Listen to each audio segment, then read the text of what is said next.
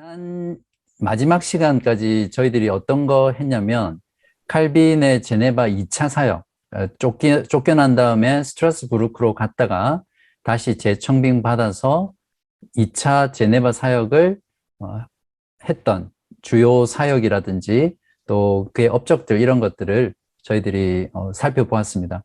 오늘 할 내용은 일단 2차 사역 가운데 칼빈의 반대파들이 많이 있었거든요. 사실 1차 때도 칼빈의 반대파가 많았었고 또 그 전에 칼빈의 인생 가운데서도 늘 칼빈을 대적하는 자들이 많았잖아요. 근데 오늘 칼빈의 반대파들을 하는 것은 여러분들이 꼭 알고 있어야 되는 중요한 부분이에요. 많은 반대자들이 있지만 다 다루지는 않을 거고요. 중요한 사람, 네 사람만 다룰 겁니다.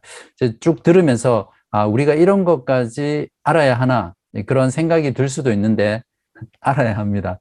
알면 칼빈에 대해서 반박하거나 반대하거나 공격하는 그런 사상이나 또 그런 사람들이 주위에 많이 있을 수 있는데 그런 것들에 대해서 좀 잘 정립을 할 수 있고요. 또 여러분 스스로도 그런 이야기를 들었을 때 좀 흔들리지 않을 수 있는 그런 부분들이에요. 그래서 칼빈에 대한 반대자들을 오늘 네 사람 다루도록 하겠습니다. 여러분 혹시 그런 말 많이 쓰시죠? 호불호가 분명하다. 그러니까 중간이 없고 정말 좋아하거나 또는 정말 싫어하거나 그 두 가지. 탕수육 같은 경우에도 부먹이냐 찍먹이냐 이거 부어서 먹느냐 아니면 찍먹이냐 이렇게 나누는 것처럼 칼빈 같은 경우에도 그런 케이스예요. 칼빈만큼 사랑과 증오를 동시에 받은 사람이 없었어요. 그래서 칼빈에 대해서는 칼빈 잘 모르겠다 이 중간지대가 별로 없습니다. 적어도 칼빈에 대해서 어느 정도 아는 사람은. 그래서 저처럼 칼빈을 정말 좋아하고 또 멘토로 삼으면서 또 신앙생활을 하는 사람이 있는가 반면에 또 칼빈의 칼자만 나와도 두드러기 나고 정말 싫어하는 그런 사람들이 실제로 많이 있습니다. 물론 일반 교우분들 중에도 있지만 신학자들 사이에서, 신학교 교수들 사이에서, 목회자들 사이에서도 그런 현상들이 많이 있습니다. 1551년 칼빈의 고향이 어디죠? 누아용이거든요. 거기에서 대성당 참사 회원들은 칼빈을 정말 싫어했는데 칼빈이 죽었다는 그 헛소문을 듣고 너무 기뻐했던 거예요. 그래서 칼빈의 죽음을 축하하는 공개 행진을 누아용에서 자주 거행을 할 정도였습니다. 그리고 나중에 칼빈의 생가는 칼빈에 대한 사람들의 분노로 인해서 불태워졌었고요. 또 실제로 프랑스 리옹에서는 10번도 넘게 칼빈이 죽었다라는 사망 소문이 돌 정도였습니다. 그 정도로 칼빈의 적들은 칼빈이 진심으로 죽기를 바랬고 또 죽이고 싶어 했습니다. 바울을 죽이기 전엔 먹는 것을, 먹고 마시는 것을 전폐하겠다라고 했던 그런 유대인들처럼 칼빈의 대적자들은 칼빈을 죽이려고 늘 살기등등했던 그런 자들이었어요. 그래서 칼빈의 경우에는 로마 교회 제거 대상 넘버원이에요. 만약에 킬러를 보내서 죽여야 된다 하면 칼빈이 가장 빨리 죽어야 되는 그런 대상이었죠. 1차 때에도 이미 세 가지 부류의 반대자들을 다루었었지만 2차 제네바 사역이 성공하기까지 칼빈은 그의 남은 생애 동안 평생 수많은 반대자들의 공격과 또 그들의 전투를 치루어야 했어요. 쉽게 말하면 칼빈의 직업은 말 그대로 극한 직업이었죠. 그래서 지금부터 대표적인 4명을 살펴볼 건데요. 먼저 비난자 카스텔리오라는 사람입니다. 이 사람의 경우에는 칼빈의 반대자들 중에도 특이하게 같은 개혁자였어요. 세바스찬 카스텔리오라는 사람인데요. 칼빈에 의해서 제네바 칼리지 학장으로 임명이 되어서 설교했던 그런 종교개혁의 동력자였죠.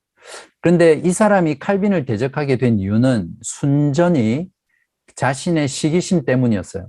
이 사람이 신약 성경을 번역을 했거든요. 그리고 칼빈에게 추천서를 써달라고 했어요. 근데 칼빈이 그 추천서를 써주지 않으니까 거기에 대해서 무시당했다 생각하고 분노하고 화가 났었던 거죠.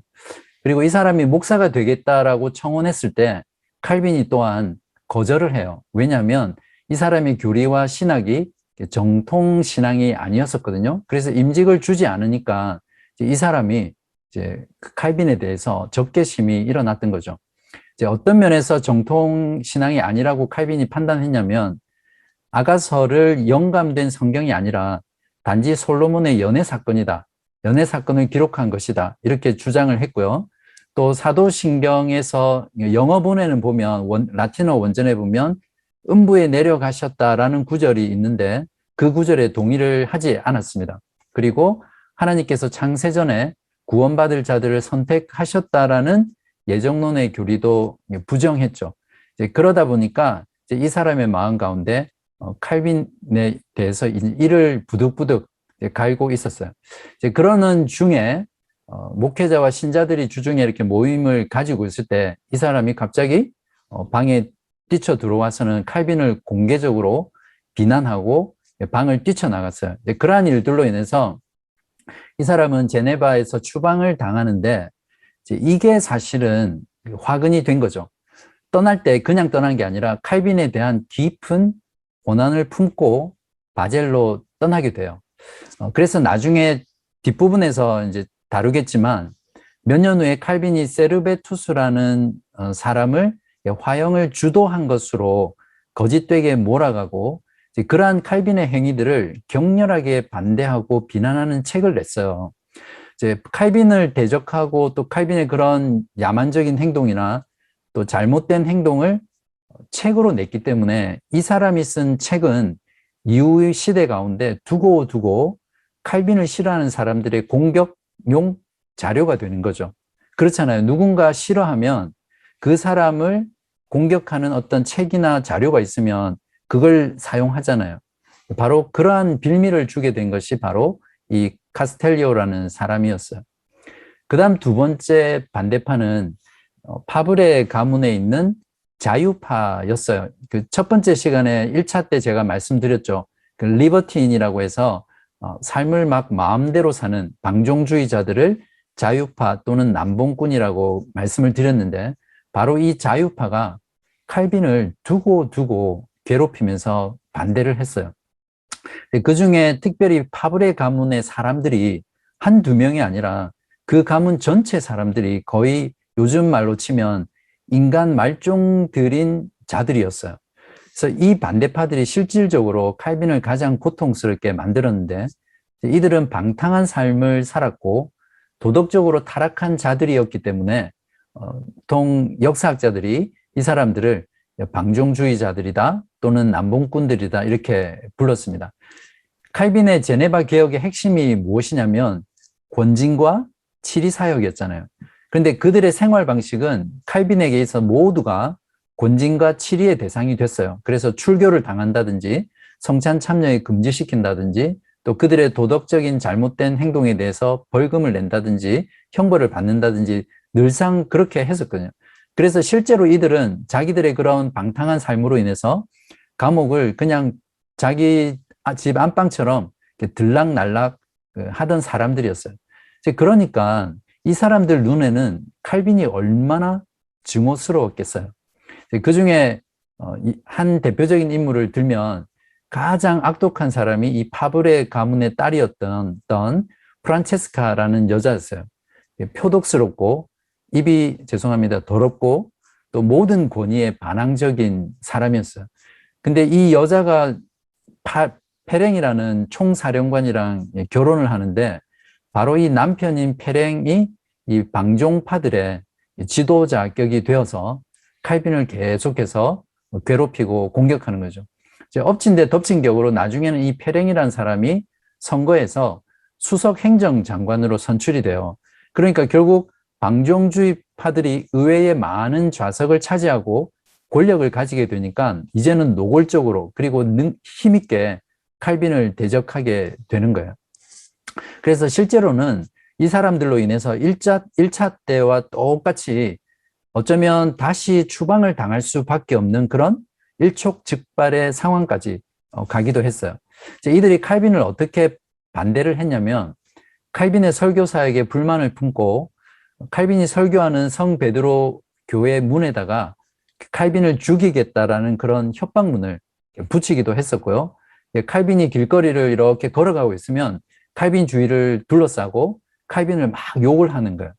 그리고 심지어는 그 아이들에게 칼빈의 이름을 따서 가인이라는 그런 별명을 붙여서 조롱하기도 했고요. 또 더 심한 거는 자기 집에 키우는 개를 보고, 그러니까 요즘으로 치면 그런 말이에요. 쫑쫑 칼빈 이리 와. 그러니까 마치 칼빈을 개보다도 못한 그런 것처럼 취급하고 이렇게 놀리고 조롱하고 했던 거죠. 뭐 지금 제가 아주 간단하게 말하지만 실제로 이런 일을 개혁을 추진하는 가운데 당했다라고 한번 생각해 보십시오. 그 칼빈 자신에게는 얼마나 그 가슴을 도려내는 그런 고통이었는지. 심지어는 이제 한 번은 이 난폭한 무리들이 칼빈이 론강 다리 위를 이렇게 걸어갈 때 칼빈을 그 꽁꽁 얼어붙은 강으로 밀어버리고 도망가고 그런 일들까지 자행했던 자들이 바로 이런 자들이었어요. 그러니까 칼빈은 제네바 개혁을 추진하면서 매일매일 이런 고통스러운 날들을 보냈던 거죠. 그래서 이때 칼빈은 자신의 고통을 이렇게 표현했습니다. 왼쪽 슬라이드에 나와 있는데요. 주님께서 손을 뻗어 돕지 않으시면 저는 정말이지 완전히 실패하여 낙담에 빠진 상태입니다. 오늘 나는 하나님께 나를 죽여 주옵소서라고 최소한 20번도 넘게 간절히 기도하고 매달렸습니다. 칼빈의 고통이 얼마나 컸는지 잘 알 수 있죠. 얼마나 고통스러웠으면 죽여달라고 20번도 넘게 매일매일 그렇게 기도했을까요? 세 번째 칼빈의 반대자는 제롬 볼색이라는 사람인데 특별히 이 사람은 칼빈의 예정론에 대해서 매우 반대하면서 칼빈을 괴롭혔던 사람이었습니다. 그래서 칼빈이 주장하는 그 예정론을 가지고 칼빈은 하나님을 죄를 만들어내는 자, 즉 죄의 조성자라고 하면서 하나님께 모든 죄의 원인을 돌리는 자다. 이렇게 맹렬하게 반대를 한 거죠. 거기에 대해서 칼빈은 예정론에 대해서 잘 성경적으로 정리해서 하나님의 영원한 예정에 관하여라는 책을 냈고요. 정말 이 책이 예정론에 관한 또 걸작이 나오게 된 거죠. 결국 최종적으로는 이 볼색의 주장이 순수한 복음적 신앙에 위배되는 죄로 판정되어서 역시 제네바에서 1551년 12월에 추방을 당합니다. 이 사람 역시 추방당하면서 마음 가운데 그 원한을 품고 또 프랑스로 돌아가거든요. 거기에 가서 그냥 가만히 있는 것이 아니라 칼빈을 공격하고 대적하는 것을 자신의 평생의 사명선언처럼 그렇게 여기고 칼빈을 대적하기 시작했는데 이제 그중에 칼빈의 명예를 훼손하는 전기를 남기게 됩니다. 그러니까 이 사람이 남겼던 이 칼빈의 전기는 칼빈의 대적자들이 쓴 책 중에서 가장 거짓과 고소와 공상으로 가득 차 있는 그야말로 최악의 책이었어요. 그래서 이 전기가 남아있기 때문에 여전히 칼빈을 싫어하는 대적자들에게는 이것이 더할 나위 없이 좋은 무기가 되었고요. 오늘날까지도 이 사람이 썼던 칼빈에 대한 그 거짓 투성이인 중상모략으로 가득 찬 그 전기를 칼빈을 공격하는 공격용 무기로 사용하고 있습니다. 그래서 우리가 이런 정도만 알아도 칼빈을 공격하는 자들의 근거라든지 또 그들의 마음이 어디에서 시작됐고 어떤 동기에서 이루어졌으며 전혀 근거가 없는 것이라는 것을 우리가 한편으로 잘 반박해 낼 수 있겠죠. 이제 마지막 네 번째 반대자인데 이 사람이 실질적으로 칼빈을 증오하게 하고 칼빈을 대적하게 하는 많은 사람들을 만들어내는 계기가 된 사람이에요. 누구냐면 반삼위일체론자인 세르베투스예요. 그러니까 미카엘 세르베투스인데요. 칼빈의 생애 전반기에서 제가 잠깐 언급했던 적 있어요. 이 사람을 만나기 위해서 파리로 갔는데 이 사람이 나타나지 않잖아요. 그래서 다시 앙골렘으로 돌아오는 그런 말씀을 드렸었는데 실제로 세르베투스와 칼빈과의 관계가 어떠했는지를 아는 것이 중요해요. 왜냐하면 1553년부터 바로 이 사람 때문에 칼빈이 제네바 개혁을 진행해 나갈 때 브레이크가 걸리기 시작합니다. 그러니까 세르베투스가 나중에 화형을 당하거든요. 이 사람의 죽음으로 인해서 칼빈에 대한 반대 감정이 제네바 전체에 이렇게 쫙 확산이 돼요. 그러면서 칼빈의 개혁의 추진력이 떨어지게 되고 급속도로 반대에 부딪히는 그런 역할을 한 게 바로 세르베투스의 죽음이었어요. 그래서 칼빈을 비난하는 자들은 세르베투스의 화형 사건을 가지고 칼빈에 대해서 칼빈은 냉혹한 공상가다. 그렇기 때문에 칼빈이 이루어냈던 제네바의 종교개혁 프로그램은 본질적으로 결점이 있는 것이다. 이렇게 주장을 했죠. 하지만 우리가 분명하게 알아야 할 것은 항상 왜 그런 프로그램도 있잖아요. 팩트 체크 뭐 이런 말 하듯이 항상 누군가를 공격하고 또 방어할 때는 실제 사실이 무엇인가 거기에서 시작해야 되죠. 그래서 사실을 먼저 규명하고 파악한 뒤에 비난을 하든 칭찬을 하든 또 높이 세우든 이제 그런 것들을 해야 되겠죠. 그래서 이 세르베투스를 화형을 시킨 것이 과연 칼빈이었는지, 그러면 칼빈이었다면 왜 그랬는지 그런 실제 팩트를 체크하고 확인해야 되겠죠. 먼저 간단하게 세르베투스가 누구인지를 이제 알아야 되는데요. 아마 여러분이 이 세르베투스를 제가 이렇게 설명을 드리면 그게 나의 신앙과 무슨 관계인가, 좀 너무 디테일한 거 아닌가 이렇게 생각하지만 칼빈에 대해서 공부할 때 이 세르베투스를 모르면 안 돼요. 그러니까 너무너무 중요한 사람이기 때문에 여러분이 조금 공부하듯이 들어주시면 좋겠습니다. 그래서 스페인 사람이고요. 칼빈과 아주 유사한 길을 걸어갑니다. 그러니까 똑같이 비서관의 아들이었고 사제의 동생이고 법학도였고 또 교황 추종자였고 성경을 원문으로 공부한 사람이었어요. 처음에 로마 가톨릭이었다가 로마 교회의 부와 부패를 보고 나중에 프로테스탄트로 전향을 했던 사람입니다. 그때 이 사람은 교황에 대해서 어떻게 말했냐면 모든 짐승 가운데 가장 천한 짐승이며 창녀 가운데 가장 뻔뻔한 자라고 그렇게 생각을 했습니다. 그런데 이 사람이 프로테스탄트로 전향을 했다고 하지만 이 사람의 신학이 매우 특이했어요. 즉 하나님은 삼위로 계시지 않는다 이렇게 말했어요. 그러니까 성부, 성자, 성령 이렇게 삼위로 계시면서 일체로 계시지 않는다 이렇게 주장을 한 거죠.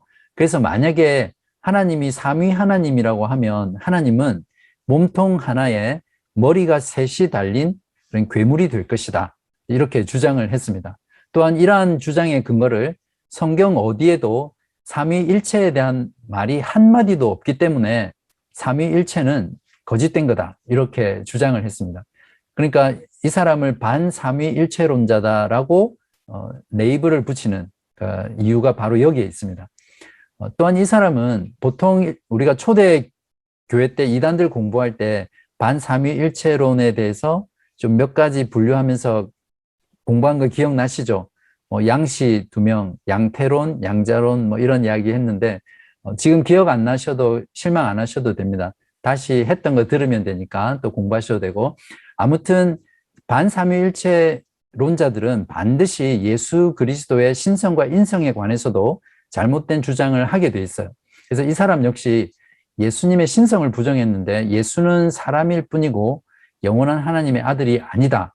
또한 성령도 구별된 존재가 아니라 하나님의 영이 이 세상에 보내진 거다. 이런 주장과 비슷한 자가 누구였죠? 초대교회 때 이단 중에 아리우스주의, 아타나시우스가 평생에 걸쳐서 반박했던 아리우스주의와 거의 유사한 주장이에요.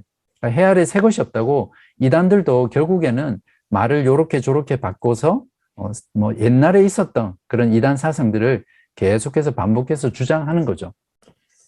아무튼 이 사람은 1531년 20살에 이러한 사상을 담은 삼위일체 오류를 출판을 했고요. 이제 이 사람의 이러한 출판으로 인해서 로마 가톨릭뿐만 아니라 프로테스탄트 진영 모두에서 이단으로 정죄됐고 또 체포 명령이 내려졌어요. 그러나 잡히지 않고 칼빈처럼 미셸 드 벨네브라는 가명으로 20년 동안 들키지 않고 위장 생활을 합니다. 그리고 이 사람의 경우에는 정말 똑똑한 사람이었는데요. 세계 지도를 편집했고 또 파리에서 의학을 공부하면서 폐에서 피가 순환하는 방식을 처음으로 발견한 사람이라고 합니다. 지리학이나 천문학을 강의했고 또 화성의 월식도 연구한 사람이래요. 참 관심이 많은 것 같아요. 다양한 분야에. 그리고 실제로 프랑스 리옹에서 의사 생활을 하면서 그렇게 혐오했던 대주교의 절친으로 이중 생활을 했던 사람입니다. 이 사람이 이제 결국 1553년 4월에 리옹에 있는 가톨릭 종교 재판소에 투옥이 돼요. 이러한 이단 사상 때문에. 그런데 아주 극적으로 탈출을 합니다. 그래서 이 로마 가톨릭 종교 재판소에서는 이 사람이 탈출하고 없으니까 그 전에 했던 방식대로 인형을 만들어서 대신 화형을 시킵니다. 그러니까 실제로 나중에 제네바에서 화형 당했으니까 이 사람은 2번 화형을 당한 셈이죠. 이제 그러다가 그냥 계속해서 숨어 지내면 되는데 원래 그렇잖아요. 이렇게 이런 사람들은 막 근질거려서 가만히 못 있잖아요. 제네바로 몰래 들어와서 주일에 교회로 갑니다. 왜 갔겠어요? 자기의 적대자인 자기가 미워하는 칼빈을 보러 간 거죠. 이제 거기에서 리옹에서 왔던 피난민들에게 발각되어서 체포가 됩니다. 자, 이제 여기서부터가 중요해요. 칼빈이 세르베투스에 대한 기소장을 작성하고 재판 때 전문가로서 조언을 해줄 그런 증명인으로서 출석을 하게 됩니다. 그래서 이때 칼빈은 당연히 개혁자로서 또 신학자로서 목회자로서 세르베투스의 가르침을 이단이라고 기소를 했고요. 그 기소한 이유가 무엇이냐면 이 세르베투스가 유아 세례 교리를 사악한 것이라고 부정했기 때문이었고, 또 하나는 인간이 죄 없이 태어난다라고 주장을 했어요. 이거는 펠라기우스적 이단이죠. 원죄를 부정하는. 근데 이러한 주장이 사실 나중에 근대 교회사 때 하면 좀 다루겠지만 지금 현대 교회 안에 이런 인간의 원죄를 부정하는 인간이 죄 없이 태어난다라는 펠라기우스적인 이런 사상들이 신자 가운데 많이 있어요. 그리고 세르베투스는 하나님이 아니라 인간이 스스로의 구원을 결정한다고 주장했어요. 그러니까 이게 어떤 사상입니까? 로마 카톨릭과 알미니안주의잖아요. 즉 구원이란 하나님의 은혜뿐만 아니라 인간의 선행, 또 인간의 자유로운 의지로 믿기로 결정해야 구원을 받는다. 그러니까 구원이 전적으로 하나님께만 있는 것이 아니라 인간의 자유로운 의지나 자유로운 선택에 따라서 구원이 결정된다. 이렇게 주장한 겁니다. 제가 이 주장을 이렇게 조금 자세히 다루는 이유는 오늘날 교회 안에 이러한 사상들이 너무나 팽배해요. 사실은 한국 교회의 많은 퍼센테이지가 이런 반펠라기우스적인 그런 로마 가톨릭 신학과 알미니안주의가 굉장히 많이 있습니다. 또한 세르베투스는 예수가 하나님의 영원한 아들이라는 것을 부정한 그런 아리우스주의적인 가르침을 주장했기 때문에 칼빈은 당연히 이 사람을 이단이라고 법정에서 기소를 한 거죠. 칼빈의 반대자들은 이제 이러한 칼빈의 태도를 이용해서 칼빈을 기소하고 또 궁지에 빠지려고 시도를 했어요.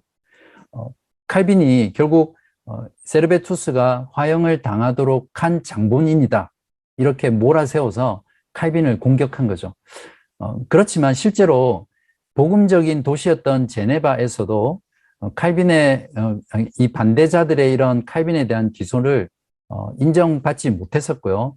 또한 다른 지역에서도 옆에 있는 바젤이라든지 베른이라든지 취리라든지 이런 모든 지역에서 세르베투스의 편은 아무도 없었어요. 다 그런 지역에서 종교개혁자들이 세르베투스를 고발하는 고발장을 날렸고 또 멜랑우톤 역시 세르베투스를 정죄했었고요. 마틴 부서 또한 1531년에 세르베투스에 대해서 사형을 내려야 한다라고 요구하기까지 했습니다. 그러니까 이 세르베투스가 자신의 이단 사상으로 인해서 화형을 당한 것을 어떤 그 시대의 황제의 법에 의해서 그렇게 진행이 되었고, 또 그 당시에 모든 종교 개혁자들이 이 사람이 이단 사상으로 인해서 화형을 당하는 것이 당연하다라고 생각했던 그 시대적 특성과 또 그 시대를 이해하는 관계 가운데서 이 칼빈이 이 세르베투스를 그 사람의 교리에 대해서 이단이라고 기소한 것, 그 사실을 우리가 이해를 해야 되겠죠. 아무튼 1533년 10월 27일에 세르베투스는 그 당시 황제법에 따라서 이단자로 화형을 당합니다. 이 사람이 죽을 때 이렇게 기도하며 죽으라고 명령을 받았어요. 예수 영원한 하나님의 아들이시여 자비를 베푸소서. 그러니까 그 사람이 예수 그리스도를 영원한 하나님의 아들이 아니다라고 하는 것 때문에 화형을 당하니까 이제 반대로 그 교리를 고백하고 죽으라고 명령을 받았죠. 그렇지만 이 사람은 끝까지 예수가 하나님의 영원한 아들이라는 것을 인정하지 않고 죽었습니다. 신념이라는 것이 이렇게 무서운 것이다 라는 것을 우리가 한번 생각해 볼 수 있겠죠. 이때 사실은 칼빈의 경우에는 시의회를 설득해서 세르베투스의 사형 방법이었던 화형이 너무 잔인하고 고통스러운 것이기 때문에 고통이 가장 짧은 참수형으로 바꿔달라고 인도적인 차원의 노력을 많이 했습니다. 그러나 시 정부에서 칼빈의 요청을 거절하고 그대로 집행했던 거죠. 사실 그 칼빈만이 유일하게 그 당대에서 세르베투스가 화형이 아니라 참수형으로 바꿔줄 것을 요청을 했습니다.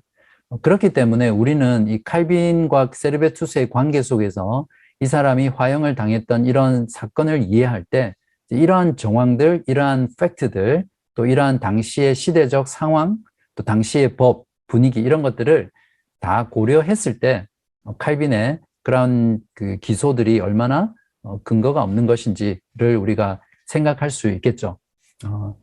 이제 이러한 사건들을 보고 카스텔리오 기억나시죠? 조금 전에 했던 반대자. 그 사람이 쓴 것으로 추측이 되는데요. 세르베투스의 죽음의 역사라는 제목으로 세르베투스의 재판과 처형과 또 동참했던 자들의 동기에 대해서 상세하게 기술한 책을 출판을 합니다.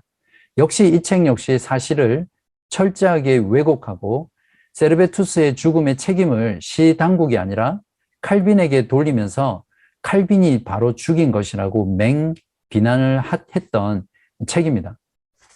지금도 칼빈에 대해서 부정적인 견해를 가지고 비판하는 사람들은 이러한 사건에 대한 진상을 알지 못한 채 그냥 어디서 여러분도 들어보셨을 거예요. 아, 칼빈이 잔인하게 자기하고 교리가 다르다고 이단을 정죄하고 화형시켰다 이런 이야기를 들어보셨을까요? 그죠?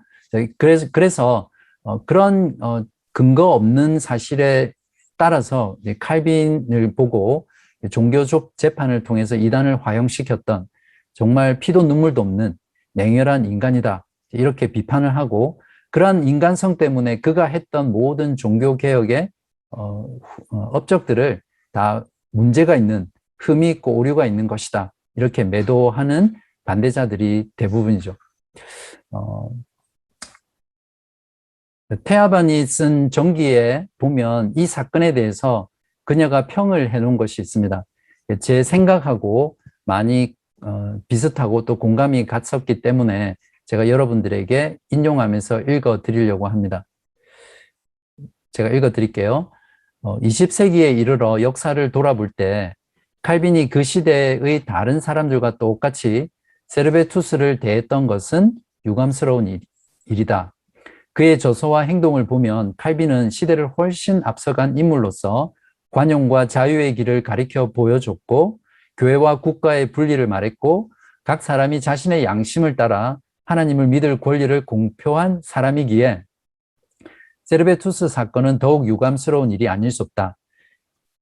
하나님께서 존 칼빈과 같은 죄 있는 종을 능력 있게 쓰셔서 마치 하나님께서 친히 하시는 것처럼 그분의 교회를 세우며 그분의 세상에 큰 영향을 끼치도록 하신 것은 참으로 기적과 같은 일이다.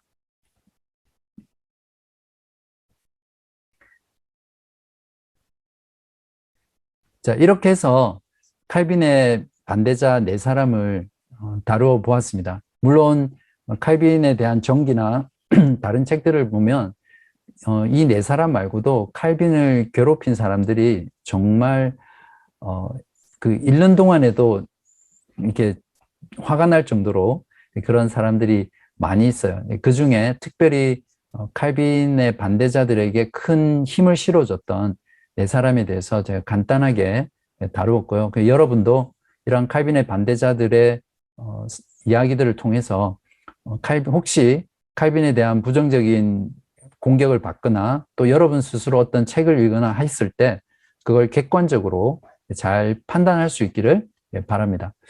자, 이제 칼빈의 말년에 대해서 해보겠습니다. 세르베투스의 죽음 이후부터는 칼빈에 대한 반대도 많이 줄어들게 되었습니다. 그리고 1555년부터는 시정부와 칼빈 사이에는 아주 돈독한 관계가 이렇게 끈끈하게 구축이 됐죠. 그만큼 칼빈의 종교개혁이 정립이 되고 또 잘 진행이 될 수 있는 그런 상황으로 나아간 거죠. 그래서 칼빈의 헌신적인 개혁의 결과 제네바 도시는 세계적인 종교개혁의 도시로 우뚝 서게 되었고요. 당시 시대에 전 세계 프로테스탄트교, 개신교 신앙의 총본부가 되었습니다.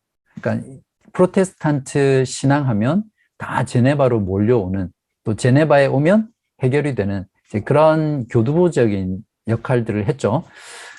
제네바를 가장 성경적인 개혁 도시의 모델로 만들게 되었는데 존 낙스의 경우에 이렇게 말을 했습니다. 사도시대 이후 지상에서 가장 완전한 그리스도의 학교였다. 다른 곳에서 나는 그러한 곳을 본 적이 없다.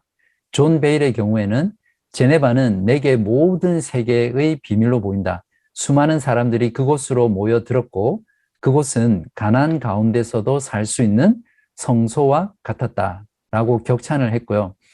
칼빈에게 저주를 퍼부어서 제네바 사역을 하도록 만들었던 기욤 파렐의 경우에는 나중에 제네바를 방문하고서 이렇게 말을 했습니다. 다른 곳에서 첫째가 되는 것보다 제네바에서 꼴찌가 되는 것이 낫다. 칼빈은 이 세상의 모든 것은 하나님의 영광을 위해 연구되고 사용되어야 한다라고 가르치면서 제네바의 신앙과 영적인 부분뿐만 아니라 삶의 조건과 또 안녕과 복지를 위해서도 많은 기여를 했습니다. 그 중에 건강과 안전에 관한 법률을 의회에다가 영향력을 행사해서 통과시키고 또 그것을 실행하게 만들었는데 몇 가지 재밌는 예를 들면 길거리에 음식 찌꺼기나 분뇨를 버리지 못하게 했어요. 굴뚝 없는 방 안에서는 불을 피우지 못하게 했습니다. 그리고 발코니에는 난간을 달아서 어린아이들이 떨어지지 않게 이렇게 법률화 시켰고요. 또 유모들은 아기와 함께 침대에 잘 수 없었어요. 아기랑 침대에 자다가 요즘도 그런 일 일어나지만 아기를 이렇게 깔고 자다가 질식사해서 죽는 그런 경우가 있잖아요. 그러니까 칼빈은 벌써 이때부터 그런 것들을 미리 다 생각해서 법률화 시키도록 했던 거죠. 그리고 노상에서 국어를 금지시켰고요. 또 상인들은 정직하게 거래하고 상품을 지나치게 비싸게 팔 수 없도록 만들었어요. 혹시 여러분 가운데 장사하신 분 계신다면 이 칼빈의 법을 좀 잘 생각하실 필요가 있습니다. 그러니까 무엇이든지 지나친 이윤을 남기거나 상품의 비싼 가격을 책정하는 것은 성경적이지 않다. 이런 실천적인 면도 우리가 생각해야 되겠죠. 그리고 다른 나라 왕을 위해서 제네바에서는 용병을 모집할 수 없게 함으로써 그 도시의 젊은이들을 또 남성들을 이렇게 보호했던 것입니다. 이것 말고도 경제적인 부분에서 시의회에다가 직물과 비단 산업을 시작할 것을 촉구했고요. 또 실제로 그것이 진행되기 위해서 칼빈은 많은 조언과 노력을 했습니다. 그래서 이후에 스위스와 프랑스에서 제네바의 비단이 가장 최고의 가격을 받게 만들면서 제네바시의 부의 기반이 되도록 만들었어요. 그리고 나중에 비단 생산의 경쟁 국가가 생겼을 때는 시계 제조를 통해서 그러한 손실 부분들을 보충하게 함으로써 이제 칼빈은 모든 영역에서 이 제네바시를 발전시키고 부흥시키는 역할들을 했습니다. 참 대단한 사람이죠. 네. 이 모든 것이 가능했던 것은 칼빈의 종교 개혁과 또 치리 때문이었다라고 평가되고 있고요. 의회는 종교와 신앙뿐만 아니라 칼빈의 이런 다재다능하고 전문적인 지식을 통해서 법률, 경제, 외교 등 다양한 분야에 칼빈에게 자문을 구하면서 함께 제네바시를 세계적인 도시로 또 개혁된 도시로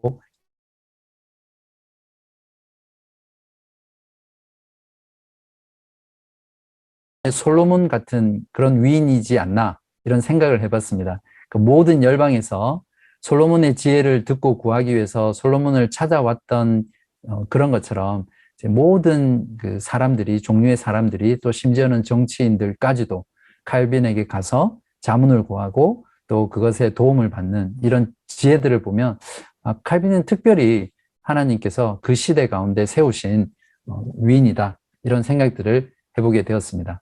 역시 주변 도시들과의 그런 외교로 인해서 동맹국들이 아주 탄탄하게 구축이 되는 그런 역할들을 많이 했습니다. 그래서 1559년에 드디어 제네바 정부는 칼빈의 놀라운 기여에 감사하면서 시민권을 돈을 받지 않고 무료로 주게 됩니다. 네. 여러분 여기서 주목해야 될 게 뭐냐면 칼빈은 1559년 시민권을 받기까지 그러니까 거의 말년까지 사실은 불법 체류자였어요. 시민권이 없었기 때문에. 그러니까 그만큼 칼빈이 어떤 상황 가운데 개혁을 추진했는지를 우리가 한번 생각해 볼 수 있겠죠. 그 다음 우리가 중요하게 다뤄야 될 내용이 뭐냐면 제네바 아카데미를 1559년 6월에 개원했다는 겁니다. 제가 여러 번 이 제네바 아카데미가 얼마나 중요한 역할을 했는지 어디에서 모델을 했는지 스트라스부르크에서 그런 것들 설명을 드렸죠. 그리고 우리 필즈 아카데미의 이 이름도 바로 이 제네바 아카데미에서 나왔다고 말씀을 드렸어요. 거기에 대해서 잠깐 자세히는 아니더라도 살펴보면 국내외 개혁 신앙을 강화시킨 제네바의 가장 중요한 기관 중 하나이면서 세계 최초의 프로테스탄트 대학이 바로 제네바 아카데미예요. 제네바 대학이라고도 부르고요. 원래 학교 설립이 칼빈의 꿈이었고 또 제네바 교회 규율에 있었지만 이렇게 실행되지 못하다가 1558년에 의회에서 소의회에서 설립을 결정하고 이제 세우게 되는데 학교를 세우려면 훌륭한 교수가 있어야 되잖아요. 근데 그때 마침 뛰어난 개혁파 설교자들과 교사들이 베른에서 추방을 당합니다. 그 중에 칼빈의 후계자인 베자와 또 탁월한 목회자인 비레도 함께 오게 됩니다. 이 사람들이 훌륭한 교수의 역할들을 하게 되죠. 그래서 베자가 제네바 아카데미의 학장으로 임명되면서 제네바 대학이 시작됩니다. 어떤 학과가 있었고 어떤 공부가 있었는지는 제가 아웃라인에 드렸고요. 학비는 무료였습니다. 이 제네바 아카데미가 성취한 성과가 매우 큰데요. 개원을 하자마자 900명의 학생이 등록을 했고 이 대학을 통해서 하나님의 말씀을 설교하는 많은 사역자들을 탁월하게 양성을 했습니다. 얼마나 잘 훈련을 받았냐 하면 제네바 대학의 학생들은 소르본 대학의 박사들처럼 말할 수 있다라고 평판이 날 정도로 그 정도로 철저하게 훈련받고 가장 최고의 수준으로 교육을 받았던 곳이 바로 이 제네바 대학이었고 또 거기를 졸업한 학생들이 이제 전 그 유럽으로 선교사로 또 복음 설교자로 파송이 되는 거죠. 이 제네바 대학교 과정 학생들 대부분은 제네바 밖에서 왔었고요. 졸업 후에는 칼빈의 신학을 가지고 본국으로 귀환해서 칼빈주의를 가르치고 설교하게 됩니다. 바로 이 제네바 대학의 이러한 역할 때문에 칼빈주의가 또 개혁 신학이 유럽 전 대륙으로 확산되는 결정적인 중요한 역할들을 하게 되죠. 그 중에서 프랑스에서 온 학생들은 순교를 각오하고 이 학교에 입학을 합니다. 그리고 마치면 프랑스 교회로 다시 돌아가서 복음을 설교하기 위해서 들어온 거죠. 이렇게 프랑스인들이 몰려 오는 걸 보고 칼빈은 자신의 한 친구에게 이렇게 말을 합니다. 제가 오타가 났는데 무슨 말인지 모르겠네요. 그들은 갈 곳을 놓고 서로 다투기까지 합니다. 때로는 그들을 진정시키고 선교사들이 주민들에 의해 죽임을 당한 곳이 20성읍도 넘는다는 사실을 상기시키지만 아무것도 그들을 막을 수 없습니다. 놀랍죠? 1559년은 칼빈에게 있어서 참 대단한 한 해였는데 1559년 8월에 기독교 강요 최종판을 발행하게 됩니다.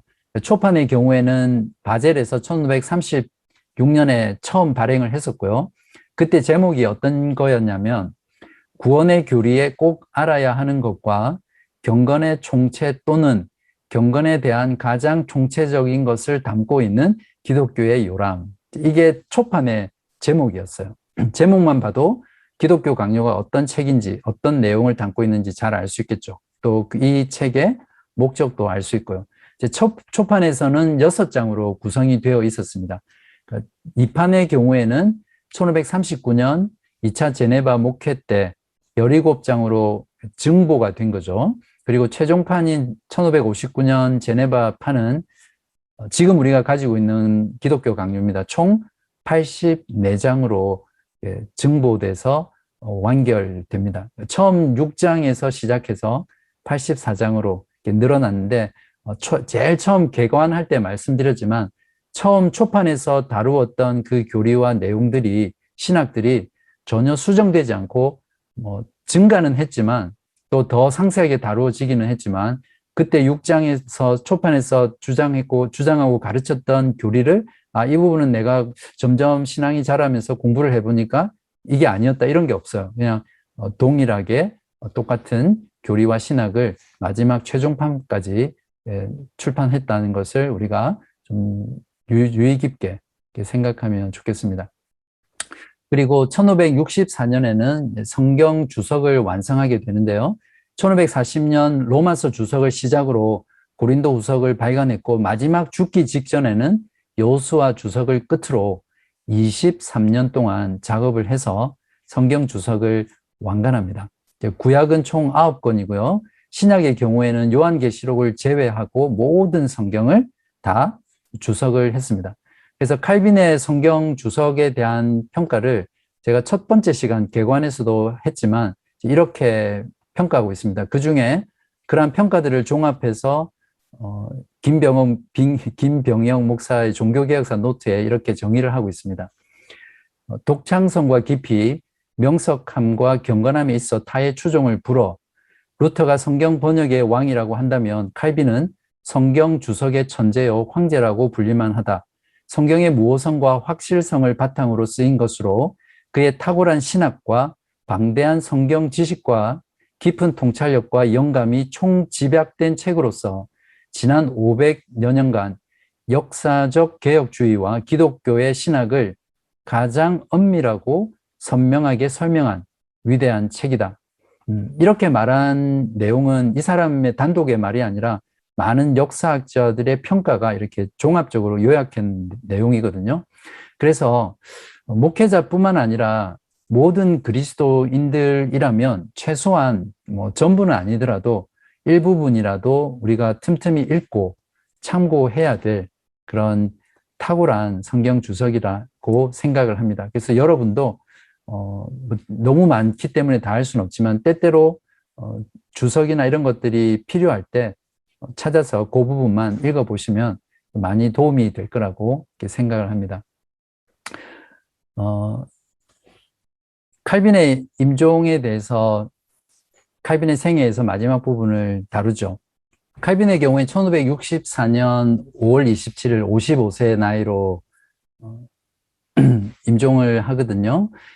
칼빈의 말년은 조금 전에도 계속 말씀을 드렸지만 정말 많은 인생의 어려움들을 경험했습니다. 그러니까 사랑했던 이들레트 사이에 난 아이들 셋을 모두 다 잃게 되었고 또 아내마저도 결혼 생활 9년 만에 상실하게 됐죠. 1557년에는 칼빈의 동생 앙투안의 아내가 앤인데 이 앤이랑 칼빈의 하인이었던 피에르와 간통을 저지른 것이 들통이 나서 제네바에서 추방당하고 또 죽은 아내인 이들레트의 딸 주디스 역시 정말 주변 사람들로 인해서 칭찬받던 그런 딸이었는데 역시 간통죄로 걸리게 되면서 추방을 당하는데 이제 이러한 일들로 인해서 칼빈은 너무너무 수치스러워하고 그 강한 칼빈조차도 떨어진 곳에 잠깐 가서 사역을 멈추고 시간을 보낼 정도로 큰 고통을 겪었습니다. 1550년 중반쯤에는 매일 반복되는 그런 과도한 사역으로 인해서 칼빈은 더 이상 육체가 감당할 수 없는 그런 상태까지 가게 됐고요. 또 자신이 감당하기 너무 고통스러운 그런 육신의 질병들을 겪게 됩니다. 1559년이 돼서야 비로소 제네바 시민권을 받았지만 실제로 칼빈은 시민권을 받으러 가지 못할 정도로 사역으로 인해서 너무 바빴다고 합니다. 이러한 칼빈의 모습을 바라보던 배자가 이렇게 말을 했습니다. 칼빈은 주중에 한 번씩 설교를 했고 사흘에 한 번씩을 강의를 해야 했으며 목요일에는 치리소에 회의를 주재하고 금요일에는 회중이라 부르는 모임에서 성경을 강의하였다. 그는 아주 뛰어난 학식으로 성경 말씀을 해석하였으며 교회에 시비를 거는 자들의 질문에 답하였고 광범위한 서신 교류를 통해 아주 중요한 문제들을 조언하였다. 이 모든 것을 상세히 읽어본 사람이라면 어떻게 이 조그만 사람이 이렇게 많은 업무를 훌륭히 해낼 수 있었는지 탐복하지 않을 수 없을 것이다. 이러한 극도의 고통 가운데서도 칼빈은 자신에게 맡겨진 모든 사역을 가장 최선으로 또 최고로 해냈다는 것을 알 수 있습니다. 극심한 편두통과 장 문제는 평생을 따라다니며 괴롭혔고요. 또 통풍으로 인해서 과다한 요산이 담석에 쌓이게 되면서 밤에는 심한 식은땀을 흘리면서 기침을 하기도 했고 또 그때 피가 나오기도 했었는데 아마 폐결핵 때문이었을 것이라고 짐작을 하고 있습니다. 이러한 칼빈의 몸 상태는 점점 악화가 되었는데 나중에는 대장에 기생충이 가득했었다고 합니다. 그래서 또 이것 때문에 피를 많이 흘리게 되고 그로 인해서 탈진과 빈혈을 반복적으로 경험하는 그런 지경까지 갔죠. 잦은 기침과 피로로 인해서 어떨 때는 몇 달 동안 글을 쓸 수가 없어서 조수에게 불러주면서 편지를 쓰거나 또 책을 쓰고는 했답니다. 그 외에도 관절염, 신장결석, 위궤양, 혈루증, 근육경화증 등 합병증에 시달려서 칼빈 자신도 이런 상태에 대해서 의사에게 편지하기를 뭐라고 했냐면 질병의 적들은 1대1로 혹은 편대를 이루어 혹은 집단으로 나를 공격해 옵니다 라고 할 정도였어요. 그래서 반대자들은 이제 칼빈을 공격하기 위해서 이러한 칼빈의 연약함을 보고 걸어다니는 종합병원이다라고 조롱을 했습니다. 보통 하루 한 끼를 먹었다고 합니다. 그것도 아주 조금 먹었고 또 자주 금식을 했었는데 이러한 생활 패턴들이 칼빈의 몸을 급속도로 퇴화시키고 악화시켰던 거죠. 그래서 칼빈의 친구들이 이 말년의 칼빈을 보고 뼈에 가죽만 붙어 있다라고 묘사를 할 정도였습니다. 칼빈의 말년은 이런 몸 상태로 인해서 정말 자신이 하고 싶었던 일들을 제대로 하지 못하게 됐었고요. 그러던 중에 1562년 2월 6일에 성 베드로 교회 강단에서 주일 설교를 했었는데 그 설교 중에 격렬한 기침을 하면서 피를 토하게 됐고요. 그것 때문에 강단을 내려오게 되면서 그때가 바로 칼빈의 마지막 설교였습니다. 이제는 우리도 칼빈과 작별을 고할 시간이 됐는데요. 서기가 유언장을 작성하기 위해서 왔습니다. 칼빈의 유언장의 내용이 우리가 공부해서 그 유언장의 내용을 통해서 많은 유익을 얻을 수 있을 정도로 그 유언장의 내용이 참 기가 막혀요. 그래서 제가 그대로 전문을 여러분에게 읽어 드릴게요. 어,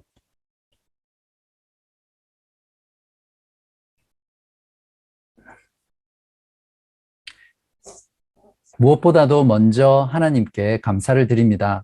하나님께서는 나에게 자비를 베풀어 주셔서 우상 숭배의 10년에 갇혀 있던 나를 건져내어 복음의 빛으로 인도하시고 구원의 교리에 참여하도록 해주셨습니다. 나는 그러한 은혜를 받을 자격이 없는 사람이었습니다. 그러나 하나님께서는 분에 넘치도록 긍휼을 베풀어 주셔서 내가 연약할 때나 실패할 때에도 언제나 참아 주셨습니다. 그러한 약함이 있고 잘못을 범한 수백 번이라도 버림을 받아 마땅한 사람이었습니다. 그런데 하나님의 은혜는 거기에서 그치지 않고 더 큰 것이었습니다. 하나님께서 나에게 자비를 베풀어 주셔서 주님의 복음 진리를 전하고 선포하시려고 나와 나의 사역까지도 사용하셨습니다.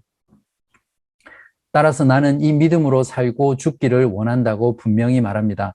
하나님께서 은혜로 나를 양자로 삼으신 이 사실 외에 다른 것을 소망하거나 신뢰하지 않는다고 나는 단언합니다.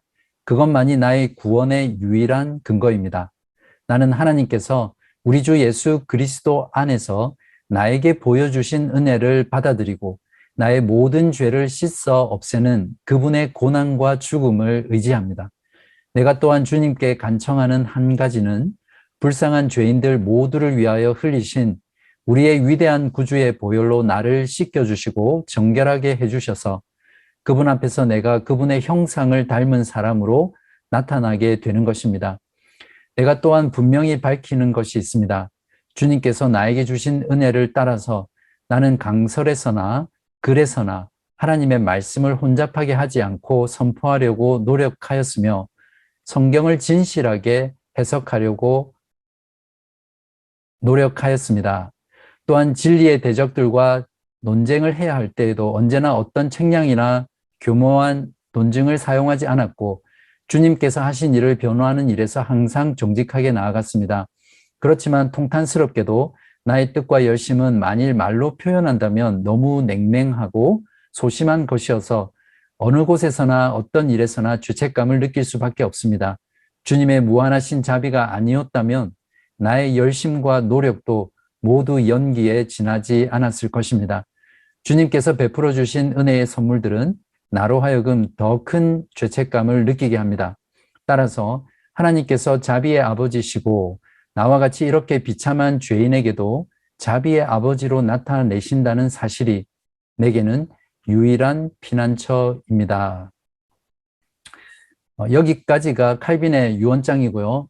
그 다음부터 제가 또 계속해서 읽어드리려고 하는 부분은 칼빈의 전기에 나오는 마지막 임종에 대한 내용이에요. 그것을 제가 그냥 요약해서 설명하는 것보다 그대로 읽어드리는 게 더 감동적인 것 같아서 또 이 부분 역시 제가 읽어드릴게요.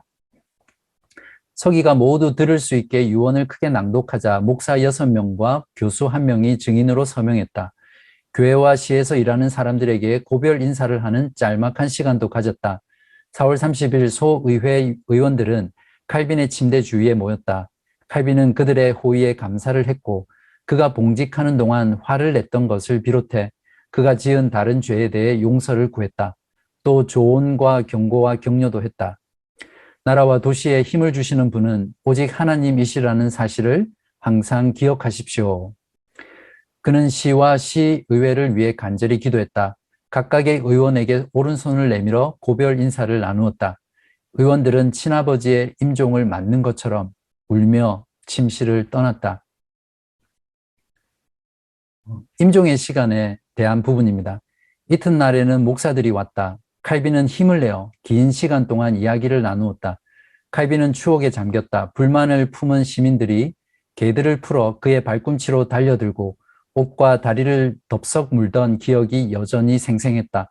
추방되기 전에 창문 아래에서 총탄 소리가 40발이나 50발씩 연달아 들리던 것도 생생했다. 시청 안뜰에서 200인 의회 의원들이 들에 싸움이 벌어졌던 장면도 떠올랐다. 하나님께서 저를 데려가신 후에 여러분도 어려움을 당할 것입니다. 그는 목사들에게 경고했다. 하지만 용기를 내십시오. 하나님께서 이 교회를 쓰실 것이고 유지하실 것입니다. 나는 죄로 인해 항상 마음이 상했습니다. 여러분도 나의 죄를 용서해 주십시오. 내가 전한 교훈에 관해서라면 나는 성실히 가르쳤고 하나님의 은혜로 글 쓰는 능력을 얻어 있는 힘껏 성실히 글을 썼습니다. 나는 이 교훈 안에서 살아왔고 이 교훈 안에서 죽기를 바랍니다. 여러분도 항상 그 안에 거하십시오. 서로 사랑하십시오. 서로 도와주십시오. 시기나 질투가 틈타지 못하게 하십시오. 칼빈은 그들 모두와 악수를 나누었다. 그들도 울며 캐논 거리를 나섰다. 계속 읽겠습니다. 편지 한 통이 남아 있었다. 바로 오랜 세월의 친구 파렐에게 보낼 편지였다. 파렐은 제네바에 오겠다는 뜻을 전해왔었다. 칼빈은 친구의 나이를 생각하고 뇌샤텔에서부터 올 그를 만류하고자 했다. 작별을 고합니다. 나의 가장 절친한 좋은 형제여. 목사님이 세상에서 저보다 더 오래 사시는 것이 하나님의 뜻이니 부디 우리의 우정을 기억해 주십시오. 우리의 우정은 하나님의 교회에 유익했으므로 그 열매가 하늘에서 우리를 기다리고 있습니다. 이곳까지 애써 오지 마십시오. 저는 이미 숨쉬기도 어렵고 매 시간 이것이 마지막 숨이라 생각합니다. 그리스도를 위해 살다가 죽으니 이것으로 충분합니다. 그분은 살아서나 죽어서나 그분의 소유된 모든 자들의 상급이 되십니다. 목사님과 그곳 교회의 형제들을 하나님께 부탁합니다. 존 칼빈 올림. 하지만 파렐은 왔다. 그는 자신이 28년 전에 제네바에 머물 것을 명했던 이 사람의 침상 옆에 앉았다. 두 친구는 이야기를 나눴다. 참 정말 아름다운 장면이죠. 그리고 75세의 파렐은 왔던 그대로 걸어서 돌아갔고 1년을 더 살고 친구의 길에 합류했다. 칼빈은 5월 27일까지 연명했다. 그는 입술을 움직여 큰 소리로 기도했고 혹은 조용히 속으로 끊임없이 기도했다. 고통 가운데에서 그는 종종 부르짖었다. 주님, 언제까지니까? 혹은 주님께서 저를 누르고 계십니다. 하지만 주님의 손이니 그것으로 만족합니다. 칼빈은 잠들듯이 평화롭게 눈을 감았다. 그때 의원들의 감정을 기록한 서기는 이렇게 썼다. 하나님께서는 그에게 그토록 위엄 있고 고결한 인품을 주셨다. 주일 오후 2시에 장례 행렬이 성문 밖 가까운 곳에 있는 교회 묘지인 플랭 팔렛 묘역으로 향했다. 교수들과 목사들, 의원들 그리고 시민들이 거대한 군중을 이루어 그 소나무 관을 따라갔다. 칼빈은 유언에서 자신의 죽음이 하나님의 영광을 가로챌까 염려해서 내 몸은 복된 부활의 날을 기다리기 위해 보통 방식으로 묻어달라고 말했다. 그래서 무덤에는 아무런 말도 적지 않았다. 그 자리를 표시하기 위한 묘석도 없었다. 얼마 안 있어 칼빈의 시신이 묻힌 자리를 아무도 알 수 없게 되었다고 오늘날에도 무덤을 찾을 수 없다. 하지만 훨씬 위대하고 생명력 있는 것이 남아있다. 살아있는 하나님의 말씀에서 길어 올린 그의 사상과 저서는 기독교 세계 전역에 퍼져나갔다. 그것을 통해 그는 그리스도의 교회를 계속 가르치고 형성해 왔다. 그는 여러 나라, 여러 사람들의 삶 속에서 계속 말하고 있다. 이것이 예수 그리스도의 위대한 종, 존 칼빈이다. 이것이 오직 하나님의 영광, 솔리 데오 글로리아 이라는 표에 충실하게 산 캐논 거리의 그 겸손한 사람의 모습입니다. 하나님께만 영광을. 이렇게 1564년 5월 27일 54년 10개월 정도를 살고 55세의 나이로 자신의 동료이자 후계자인 배자의 품에서 하나님의 부르심을 받았습니다. 보시는 그림이 칼빈이 평생 사역했던 성 베드로 성당 정면이고요. 또 교회 안의 중앙 통로고 채플 안이고요. 그다음에 칼빈이 앉았던 의자입니다. 편한 의자도 아니고 거의 고문하는 것 같은 딱딱한 의자인데 칼빈이 여기에 앉아서 사역했던 그런 곳입니다. 음, 어떠세요, 여러분? 칼빈의 임종의 경우에 저는 그 많은 신앙의 위인들의 임종의 순간들을 참 주의 깊게 보거든요. 칼빈의 임종은 다른 어떤 개혁자보다 우리에게 많은 것을 말해주고 또 많은 생각을 하게 하고 많은 도전을 주는 또 많은 감동을 주는 그런 임종의 시간들이라고 생각합니다. 자, 이제 칼빈 이후에 제네바가 어떻게 됐는지 잠깐 살펴보면요. 테오도르 베자가 칼빈의 후임으로 제네바 교회 지도자가 되고요. 또 유럽의 칼빈파의 리더가 됩니다. 이번 강의에서는 베자에 대해서는 제가 그냥 넘어가려고 합니다. 아무튼 베자는 칼빈을 이어서 칼빈의 신학과 개혁 사상을 유럽 전역으로 확장시키는데 지대한 공헌을 했고요. 특별히 칼빈의 정기를 씀으로써 칼빈을 연구하는 학자들에게 정말 중요한 자료를 제공하게 됩니다.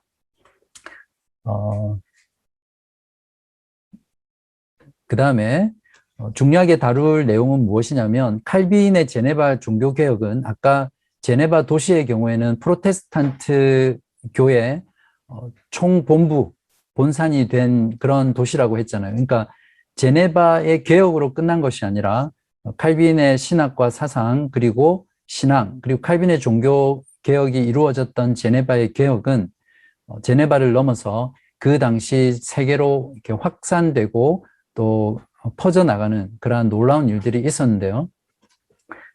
칼빈 정신의 보편성을 이렇게 높이는 필립 샤프라는 교회 학자가 이렇게 말을 했습니다. 칼빈주의와 개혁신학 그리고 개혁교회와 신앙을 꽃피웠다고 말을 하면서 칼빈은 프랑스에서 태어나 교육을 받았다는 점에서 프랑스인이었고 스위스에서 시민권을 얻어 사역했다는 점에서 스위스인이었으며 맞죠? 그 정신과 목표에 있어서는 세계인이었다. 하나님의 교회가 그의 집이었으며 이 교회는 민족과 언어를 초월하였다. 세계가 그의 교구였다라고 잘 말해주고 있습니다. 그래서 프랑스 지역으로는 프랑스에서 많은 사역자들이 제네바로 와서 교육과 훈련을 받고 다시 프랑스 전역으로 또 파송되었기 때문에 바로 칼빈의 이러한 개혁 신학이 프랑스의 개혁 신학을 만들게 되는 그러한 결정적인 역할들을 하게 되고요. 또 제네바에서 프랑스로 많은 저서들이 반입이 되면서 프랑스에 있는 왕족들까지도 칼빈파가 될 정도로 프랑스 지역으로 칼빈의 신학이, 그러니까 개혁 신학이 확산이 되었습니다.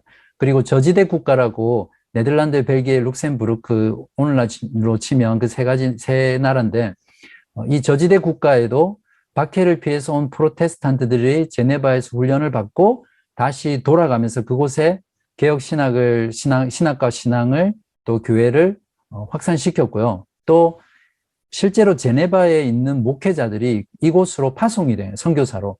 그래서 그곳을 또 칼빈주의 영향 가운데 정착시키고 확산시켰고요. 또 그러한 칼빈주의는 나중에 개혁교회의 세 가지 일치되는 신앙 고백서인 네덜란드 신앙 고백서를 구축하는 기초를 확립하게 되죠. 그리고 동유럽은 루터파와 칼빈파가 양분화돼서 확산이 되고 특별히 영국의 경우에는 에드워드 6세의 왕위 계승과 함께 직접적인 영향력을 칼빈이 미치게 되고요. 에드워드 6세가 어렵기 때문에 섭정을 했던 서머셋과 크레머에게 편지를 보내고 또 많은 개혁의 내용들을 제안하는데 그것들을 대부분 수용을 하게 됩니다. 이제 그런 면에서 영국의 경우에도 칼빈의 개혁 신학이 많은 영향을 주었다라고 볼 수 있겠죠. 그리고 엘리자베스 여왕 때 칼빈의 신학적 영향력이 가장 최고조에 달했고요. 메리 여왕 때 박해를 피해서 많은 프로테스탄트들이 제네바로 왔잖아요. 그때 칼빈에게 배워서 엘리자베스 여왕 치하에서 교회의 많은 고위직을 바로 이 사람들이 차지하면서 칼빈의 신학적 영향력이 최고조에 달하게 되는 거죠. 그 일례로 칼빈이 살아있을 동안에 벌써 칼빈의 기독교 강요는 일판이 번역된 이후에 6번 개정을 거칠 정도로 그렇게 많은 영향을 미쳤습니다. 그리고 스코틀랜드는 말할 것도 없이 교리라든지 칠이라든지 교회 조직에까지 방대하게 영향을 미쳤고요. 그래서 스코틀랜드 장로교회의 경우에는 제네바 교회의 딸이다 이렇게 부를 정도입니다. 그래서 실제로 칼빈의 신학과 개혁 신학이 가장 융성하게 핀 곳이 바로 이 스코틀랜드 개혁교회였고요. 바로 그러한 일들은 존 녹스라는 사람을 통해서 앤드류 멜빌을 거쳐서 이루어지는데, 존 녹스의 경우에는 칼빈보다 더 칼빈적인 사람이었고, 또 피에 메리 여왕 때 5년 동안 실제로 제네바에서 피난 생활을 하면서 칼빈의 개혁 사상과 또 개혁 교회들을 눈으로 보고 경험하고 또 배운 뒤에 그것을 스코틀랜드로 가져가게 된 거죠. 그것으로 인해서 17세기 스코틀랜드 장로교와 또 영국 청교도주의가 결합된 그런 개혁에까지 영향을 미치게 되고요. 나중에는 영국과 미국의 회중교회, 독립교회, 그리고 정통 침례교회의 7위의 기준들을 만드는 등 많은 부분에서 칼빈의 신학은 이렇게 전 세계의 개혁교회 가운데로 확산되는 그런 지대한 영향을 미친 거죠. 그러니까 바로 이러한 칼빈의 영향력 때문에 우리가 긴 시간을 들여서 칼빈의 생애와 그 사람의 종교개혁의 내용과 또 깊이는 아니지만 간단하게 교리적인 부분들을 우리들이 다뤘습니다. 자, 이제 끝으로 우리가 주로 칼빈에 대한 역사적인 내용들만 다뤘었는데 실제로는 우리가 칼빈의 신학이 무엇인지를 좀 공부를 해야 돼요. 근데 제가 이걸 한 주를 따로 다룰까 생각하다가 그러면 여러분이 좀 너무 지치지 않을까 해서 그냥 마지막 부분에 간단한 요약만 다루고 제가 칼빈의 신학은 다음에 또 그리고 이미 하이델베르크 교리문답에서 많은 부분을 다뤘기 때문에 이제 거기를 참조하시면 되겠어요.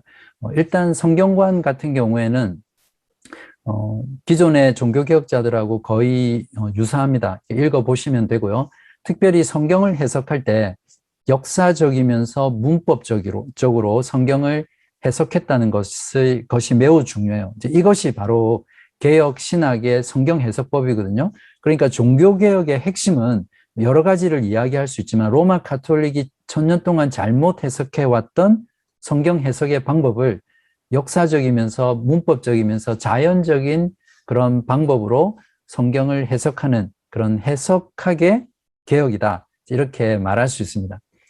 신론의 경우에는 특별히 루터와 좀 다른 부분이고 또 더 강조한 부분인데 하나님의 절대 주권과 섭리 신학을 강조했고요. 또 계시된 말씀을 통해서 창조주 하나님과 특별히 삼위일체 하나님에 대해서 매우 강조한 신학이에요. 그리고 하나님 영광 신학이라고 해서 모든 것이 하나님의 영광으로 귀결되고 신자는 그리스도인은 오직 하나님의 영광만을 위해서 사는 것이다. 이제 그런 신론을 펼쳐 나갔죠. 그리고 예정론의 경우에는 오늘날 논란이 많이 되는 부분이지만 예정론의 경우에는 사도 바울과 아우구스티누스의 전통적인 해석과 동일하고요. 특별히 하나님의 전적인 주권에 의해서 로마서 9장에 나와 있는 그런 내용들을 바탕으로 이중 예정론이라는 것을 가르쳤습니다. 그래서 하나님이 창세전에 구원할 자를 그리스도 안에서 구원할 자와 또 육이라는 표현을 써요. 그러니까 선택하지 않으면 육이 되는 거잖아요. 그죠? 그래서 그냥 선택할 자만 선택한 게 아니라 예정을 할 때 하나님이 구원받을 자와 또 버리는 자, 육이 된 자를 동시에 예정하셨다. 이걸 이중 예정론이라고 하는데 이것을 가르쳤습니다. 배자의 경우에도 이런 칼빈의 이중 예정론을 더 공고히 해서 후대에 넘겨줬죠. 아무튼 이 예정론은 칼빈주의와 또 비칼빈주의를 구별하는 아주 중요한 핵심적인 교리입니다. 그래서 뭐 알미니안주의라든지 로마 가톨릭이라든지 쭉 제가 적어 놓았던 이런 부분이 있죠. 뭐 보편 속죄론이라든지 이런 것과 구별하는 개혁 신학이다. 이렇게 이해를 하시면 됩니다. 그다음에 구원론에 관해서는 그냥 넘어갈게요.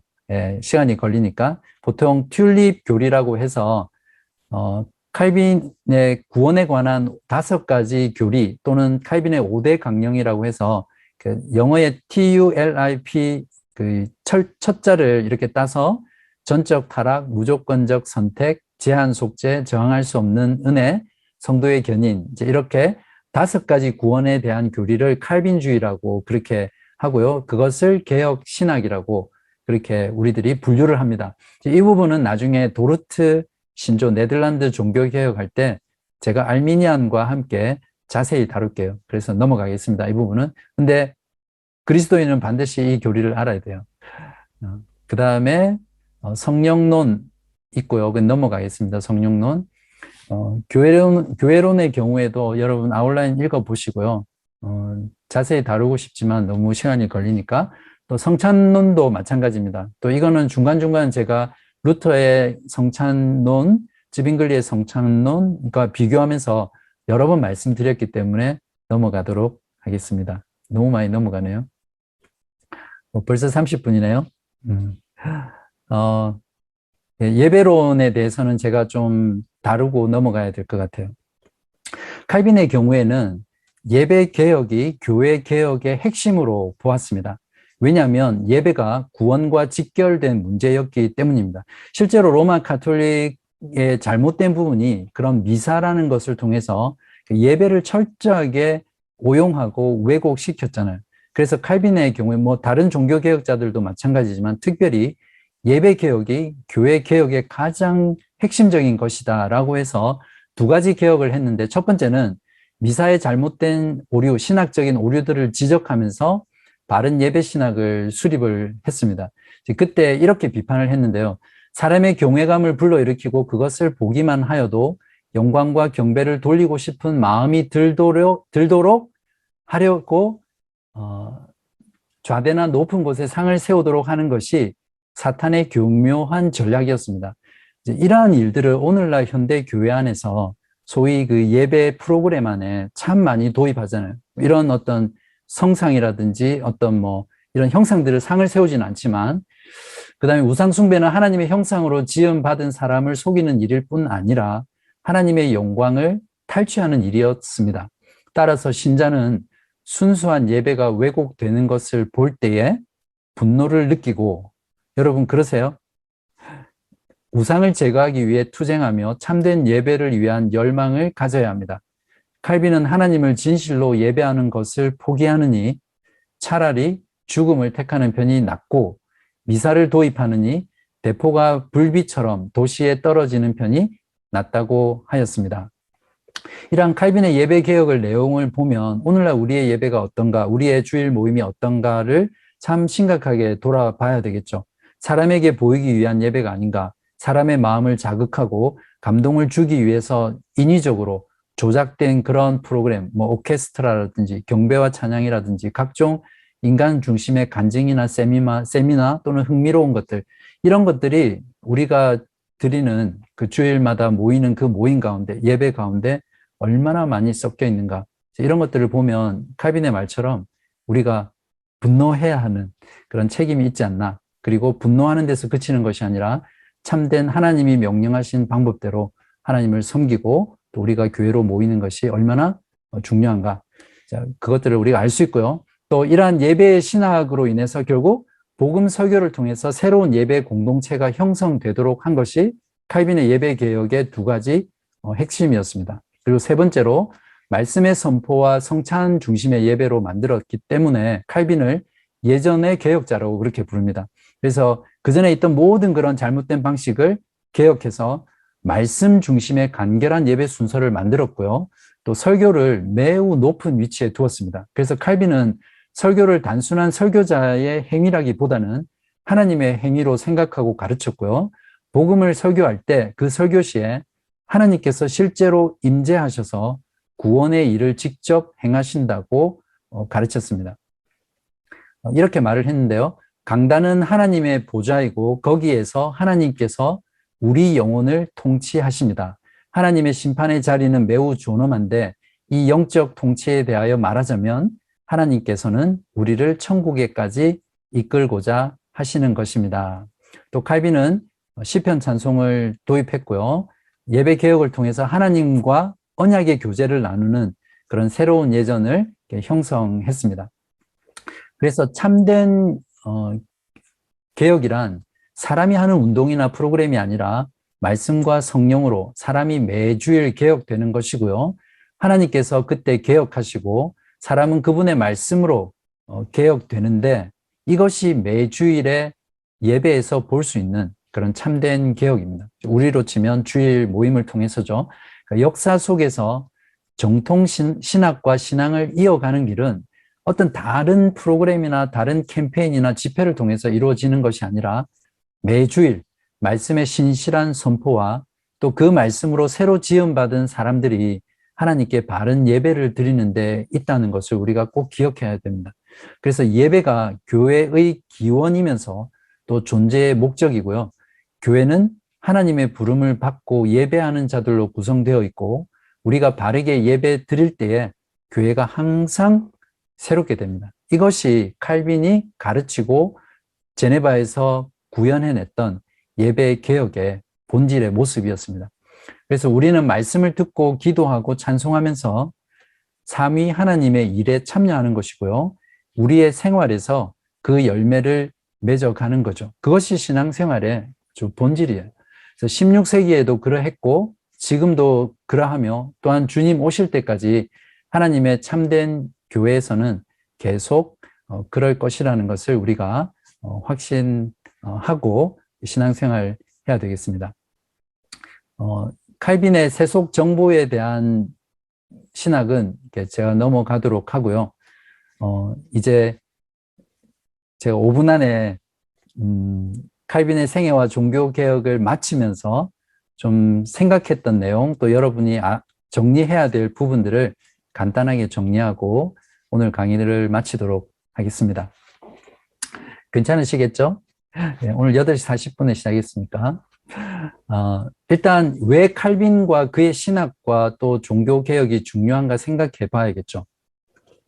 그 이유는 무엇이냐면 여러분 바른 신학, 바른 신앙 또 다르게 말하면 정통신앙이 무엇인지 여러분 알고 싶죠. 그래서 그것을 알 수 있고 알기 위해서 우리는 칼빈의 신학과 또 사상과 개혁을 공부해야 되죠. 종교개혁 1세대의 전수를 받아서 예를 들면 아까 김경선 교우님이 잘 질문해 주셨는데 루터나 종교개혁의 1세대인 루터 또 쯔빙글리의 영향을 받았죠. 많이 받았죠. 당연히 종교개혁 1세대가 이루어 놓은 것 위에 칼빈이 그 다음 종교개혁의 신학과 개혁 사상들을 또 개혁 교회들을 구축하고 체계화하고 또 완성했던 거죠. 그렇지만 우리가 꼭 기억해야 될 것은 무엇이냐면 루터나 쯔빙글리에게서 칼빈이 배워서 그의 신학을 체계화시킨 것이 아니라 사실은 칼빈의 경우에는 오히려 어거스틴의 신학과 사상을 회복시킨 거라고 보시면 돼요. 그러니까 더 나아가서는 기원으로 돌아가자는 것이 종교개혁의 모토였잖아요. 마찬가지로 칼빈은 예수 그리스도와 사도들의 가르침인 성경으로 돌아가서 성경을 연구했고요. 그래서 칼빈의 경우에는 가장 탁월한 성경 주석가 중에 하나였잖아요. 그리고 고대 교회와 교부들의 정통했어요. 그리고 그 당대에 있었던 철학까지도 정말 탁월하게 공부했던 사람이죠. 그래서 세네카의 관용의 주석이라는 그런 글을 20대에 쓸 정도로 그리고 그때까지 종교개혁자들의 사상을 깊이 연구해서 성경적인 사상을 총 집대성 또 체계화해서 완성한 것이 칼빈이 구축한 칼빈 소위 말하는 칼빈주의, 개혁주의 신학이에요. 그리고 신앙이고 개혁교회입니다. 이제 그렇기 때문에 우리가 칼빈의 신학과 또 종교개혁에 대해서 알지 못하면 무엇이 바른 신학이고 바른 신앙이며 정통신앙인지 알 수가 없겠죠. 그러니까 칼빈이 구축한 사상은 칼빈 자신의 독특한 신학의 체계가 아니라 지금까지 나와 있는 모든 신학의 체계 중에서 가장 성경에 가까운 즉 예수 그리스도와 사도들이 가르쳤던 그 원래의 기독교로 회복한 그런 사상이다. 이렇게 이해를 하시면 돼요. 물론 좀 이따 그래서 칼빈이 구축한 개혁 신학 이후에는 정통신학의 관점에서는 더 이상 새로운 것이 나오지 않았어요. 그래서 사실은 프랑스 종교개혁, 영국 종교개혁, 근대 교회사까지 쭉 공부하지만 그 가운데는 어떤 새로운 정통신학이라고 해서 뭔가가 구축되고 나온 거는 없어요.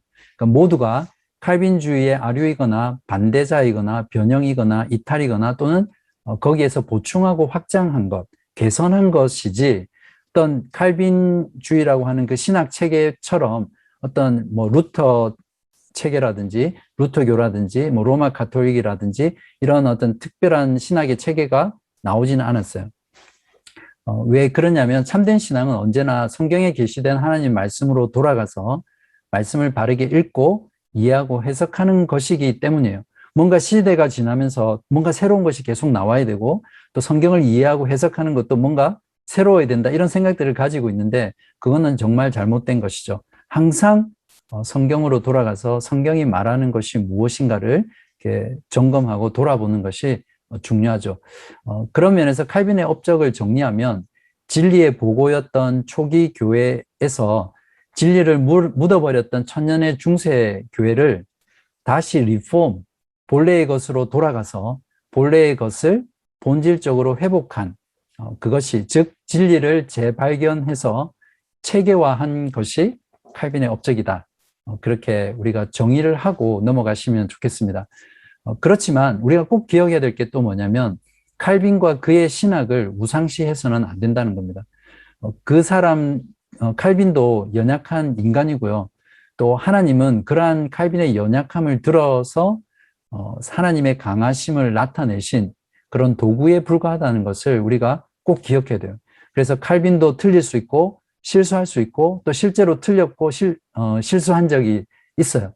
그래서 칼빈의 성경 해석이 모두 다 맞고 그 사람의 교리가 모두가 변할 수 없는 완전한 진리다 이렇게 생각해서는 안 되겠죠. 그것을 통해서 하나님의 영원한 진리를 칼빈이라는 사람을 통해서 하나님께서는 하나님의 영원한 진리를 역사적 교회 가운데 보존하신 그 수단이었고요. 칼빈은 또 하나님의 자비와 은혜와 섭리의 일하심을 우리가 칼빈의 사상과 삶을 통해서 개혁을 통해서 하나님의 일하심을 바라보고 하나님께 감사하고 찬양하고 영광을 돌려야 됩니다. 그래서 참된 개혁 신학은 또 참된 신앙과 참된 교회는 언제나 성경으로 돌아가서 성경이 말하는 바에 순종하고 성경 말씀을 기준으로 주님 오실 때까지 끊임없이 개혁하는 교회가 참된 개혁 교회다. 즉 Reformed Church라는 것을 여러분이 꼭 명심하셨으면 좋겠습니다. 칼빈의 개인적인 인생을 통해서 저는 이런 생각을 하게 됐습니다. 고통을 통해서 일하시는 하나님을 보게 되었고요. 그 개인에게는 너무나 고통스러운 삶이었지만 거시적인 관점에서는 그러한 칼빈의 고통을 통해서 하나님께서는 또 많은 하나님의 교회의 축복의 도구가 되게 하셨고 또 축복의 통로가 됐죠. 또한 칼빈 개인에게도 그 고통을 통해서 칼빈을 낮추시고 겸손하게 하심으로써 그의 인격을 다듬으시고 그의 삶 가운데 동행하신 것을 볼 수 있죠. 만약에 칼빈에게 고통이 없었다면 그가 받은 재능이나 능력이나 업적으로 인해서 얼마나 교만해졌겠습니까? 한마디로 괴물이 될 수도 있었던 사람이 바로 저는 칼빈이라고 생각을 합니다. 하지만 하나님께서는 그에게 극심한 가난의 삶을 안겨주셨고 또 그의 몸에 바울과 같은 평생 따라다녔던 육체에 가신 많은 질병을 주셔서 그러한 것들을 통해서 칼빈을 겸손하게 하고 낮추시고 연단하게 하시고 또 하나님께 의지하게 하시고 또 수많은 대적들을 통해서 칼빈을 만들어 가시고 또 그러한 일들을 통해서 보다 정교한 교리와 신학을 우리들에게 남겨주셨다. 이런 생각들을 해보았습니다. 물론 칼빈의 경우에 그러한 고통 가운데서 늘 고통 때문에 힘들어하고 막 그렇게 한 것만 아니에요. 그 고통 가운데서도 칼빈은 하나님을 즐거워하고 하나님의 창조 세계를 만끽하며 누리면서 또 인생 가운데 유머러스하게 즐겼던 대목들이 또 많이 나옵니다. 자, 끝으로 그러면 이제 우리 어떻게 해야 될까요? 이번 강의에서는 주로 역사적인 내용을 공부했습니다. 그래서 신학이나 교리는 많이 다루지 않았어요. 그렇기 때문에 칼빈주의라고 불리는 개혁신학과 개혁신앙을 우리가 공부하려면 공부해야겠죠. 그래서 첫 번째는 성경을 더 깊이 공부하고 연구하는 게 필요합니다. 그거는 모든 그리스도인이라면 그냥 인생 가운데 디폴트로 가져가는 거죠. 거기에다가 저는 추천하고 싶은 것은 하이델베르크 교리문답을 꼭 공부하십시오.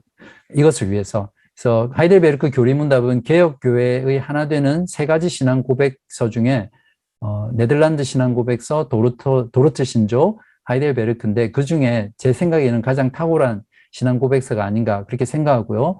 실제로 종교개혁의 역사 가운데 교리문답서 중 가장 탁월하면서 보편적인 그리고 목회적인 교리서가 하이델베르크 교리문답입니다. 그래서 실제로 하이델베르크 교리문답의 저자인 우르시누스하고 올리비아누스는 칼빈에게 깊은 영향을 받았던 사람이에요.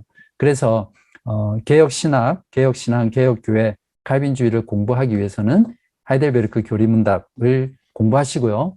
그 다음에 기독교 강요를 공부하시면 그 순서가 좋을 것 같아요. 그래서 내년에는 제가 아직 확정하지는 않았지만 내년에는 좀 바쁜 일이 많이 있을 것 같아요. 그래서 필즈 아카데미를 1년 동안 여러분은 쉬고 저는 그동안 잘 준비해서 2023년도에는 기독교 강요 강독을 해보려고 마음을 먹고 있습니다. 네. 그러나 또 목사님이 허락해 주셔야 또 할 수 있을 거라고 생각합니다. 네, 조금 시간이 오버됐는데 죄송하고요. 이것으로 드디어 스위스 종교개혁 그리고 칼빈과 제네바 종교개혁을 마치도록 하겠습니다. 여러분 너무 수고하셨고요. 제가 기도하고 마치겠습니다.